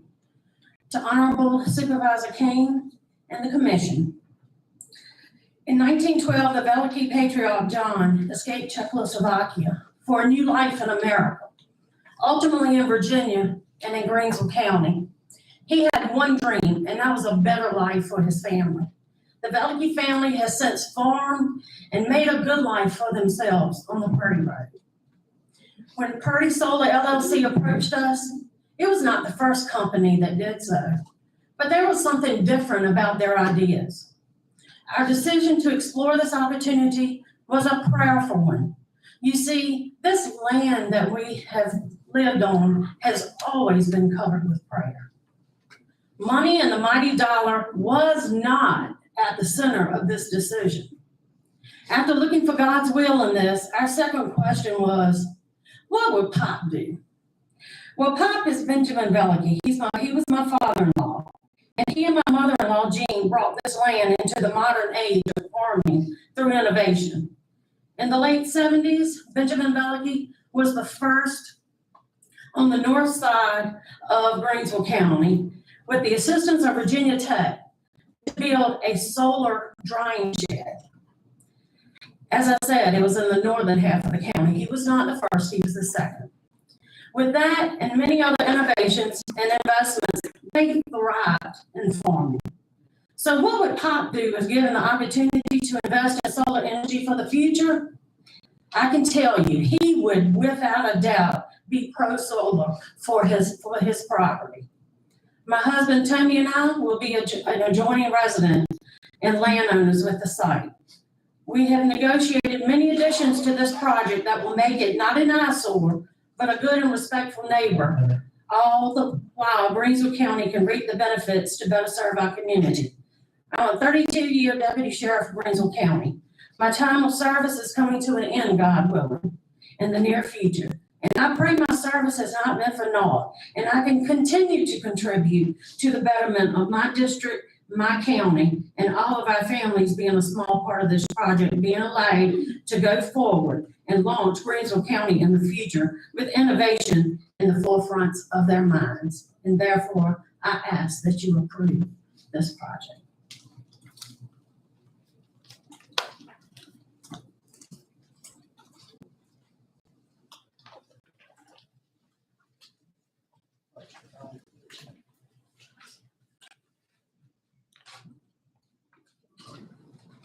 Good evening. Good evening. My name is Debbie Clements. I own land on Meadowbank Road and the Purdy Road and Smoky Ordinary Road in the county. I do not live now in the county. I have moved to North Carolina. I have been approached by several solar companies wanting to put in solar panels on my land.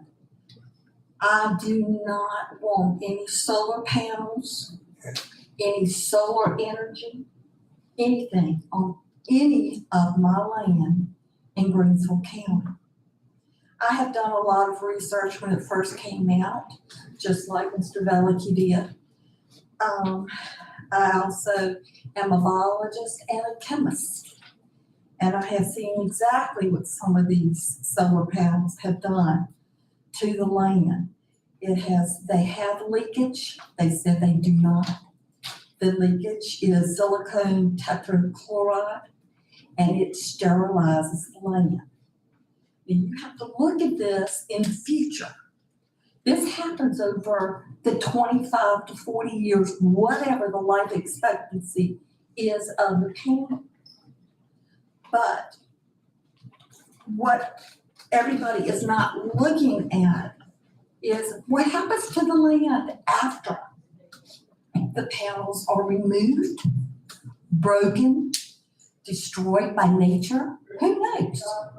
Are they going to be replaced? Who is going to take care of that? None of these questions have been answered. Okay? And until they are, there will be nothing on any of my property or land. I also would like to say that I was transplanted here into Greensville County when I married my husband for 41 years. This is farmland. We have farmland all over Greensville County. We have timberland all over Greensville County, and it is rural. It is not city. Thank you.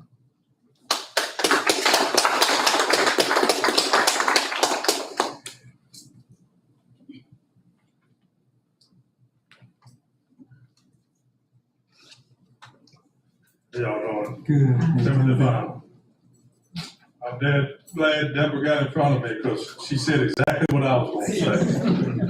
I buy land for the timber, the farm, and the hunt. And I live on 406 Meadowbank Road, and the farm behind my house joins where they want to put all this.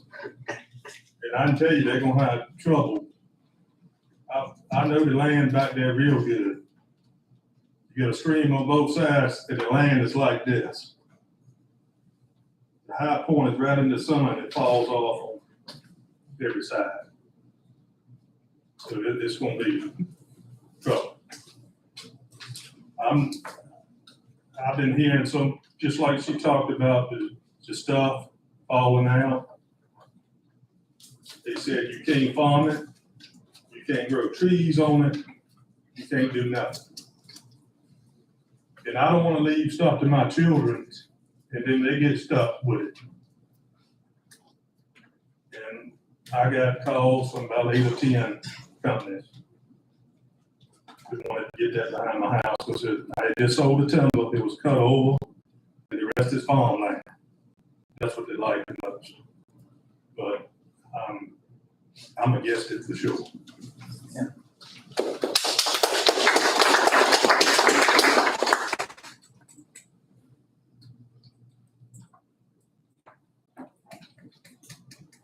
Anybody else?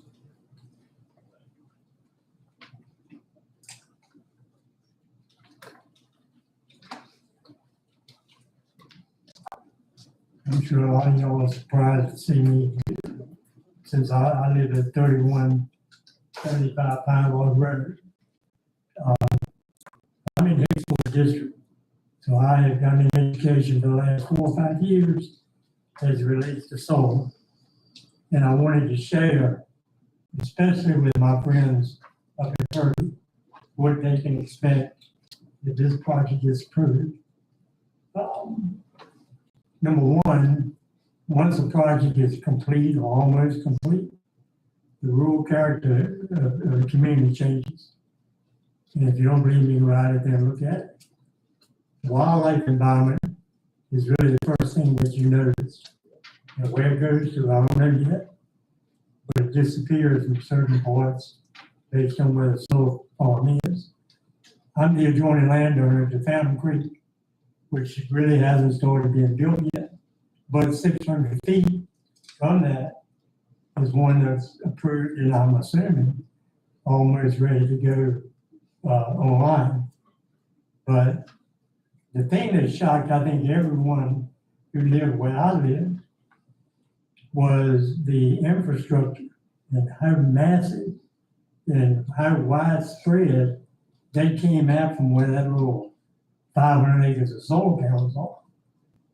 Yeah, in one project, I know it's got at least 6, if not 7 entrances. And the infrastructure that these folks aren't going to talk about, you would need either Dominion or Mecklenburg to stand in and explain it to you, because they're not going to show it on a map. They're going to surprise you one day, and they're going to just a bunch of trucks come in, and most of the labor they hire to pick up is not going to be local. So solar development, this gentleman used economic development, is not economic development. And it's because it doesn't create any jobs. And it's time we start doing that. Thanks.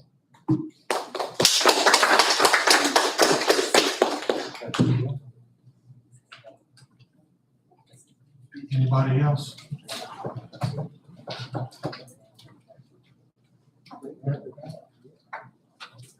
How y'all doing? My name is Charles Howardson. I live at 286 Motorbank Road in Greensville County, and I oppose the Purdy Solar Project. Thank you.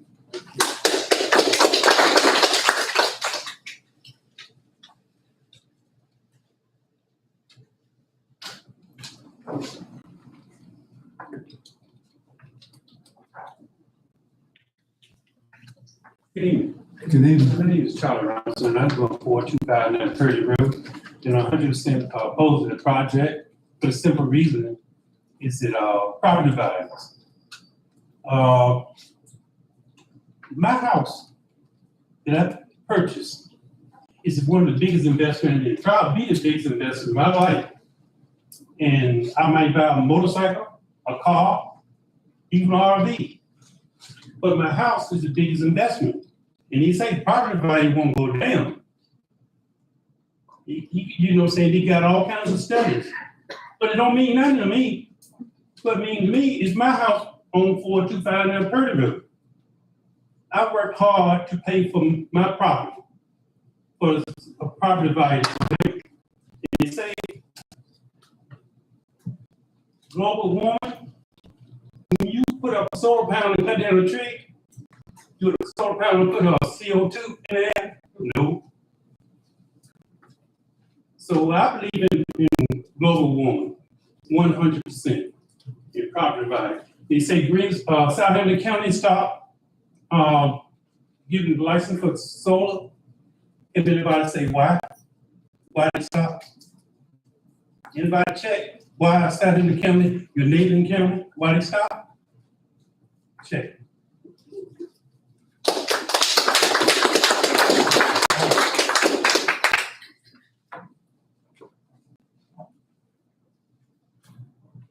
Anybody else?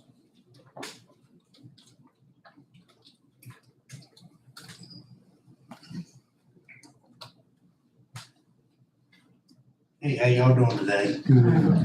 My name is William Harrell. I live on 2774 Seckles Lake Road in Boyd, Virginia. I just want to say, I disagree with the solar panels. We got land in Southampton County, Greensville County, and Brunswick County, and I have not seen nothing good from it in Southampton County. I disagree with it.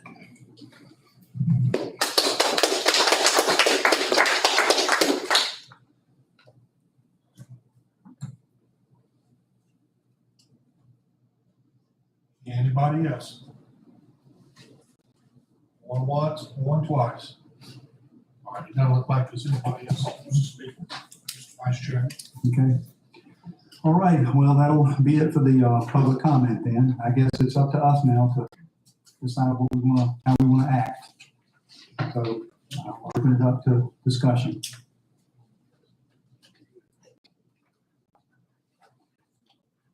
If nobody have nothing to say, I'd like to make a motion to deny the application.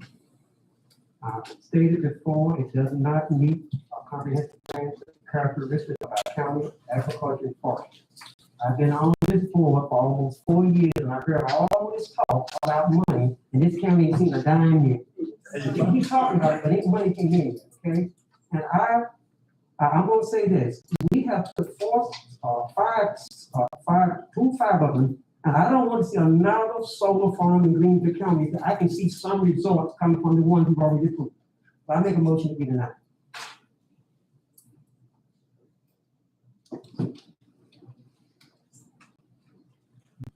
Second. Who seconded? I'm sorry.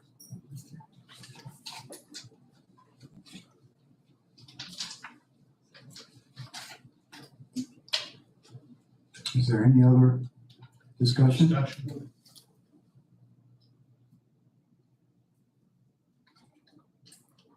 Well, hearing none.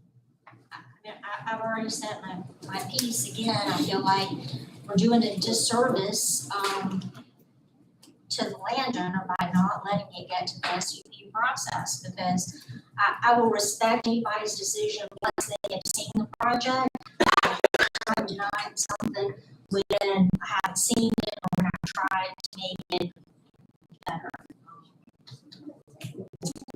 I think we can discuss, can we still? Discuss, even with a second. I think the floor's open. But I would advise,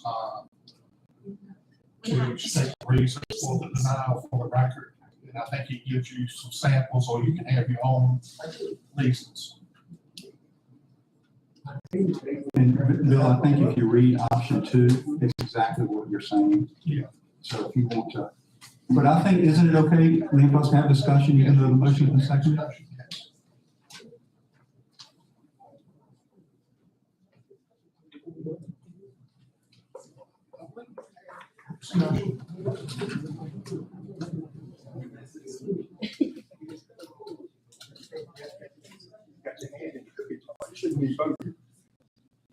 I move that the Prairie Solar LLC proposal, 65 megawatts, solely energy facilities as described, the 2232 revision application, the 2032-2022 is not substantial in accordance with the Greensville County Comprehensive Plan.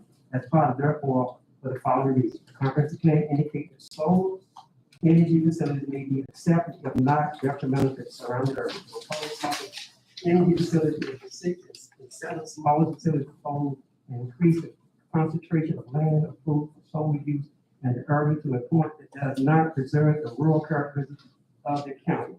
Proposed solar facilities will occupy 569.6 acres of agricultural forest land and 339.06 acres of improvement. So my motion is to deny.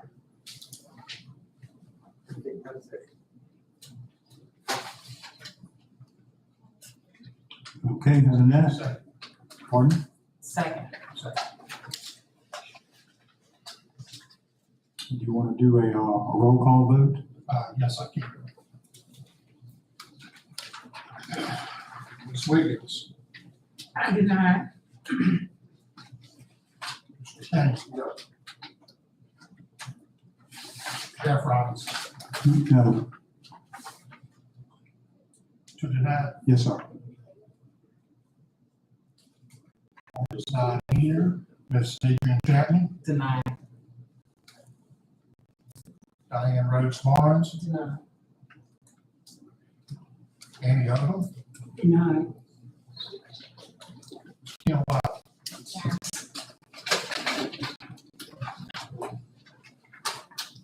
With a vote of 6-1, the planning commission determined that the applicant's proposed project was not insubstantial accord with the county's comprehensive plan.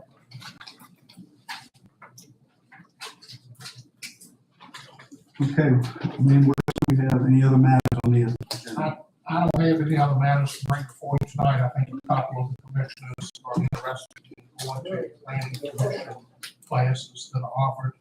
So if we'll stay a few minutes after the meeting's adjourned, we'll get you information for those classes. If there's nothing else, can I get a motion to adjourn? Okay, all those in favor, please say aye. Aye. Opposed?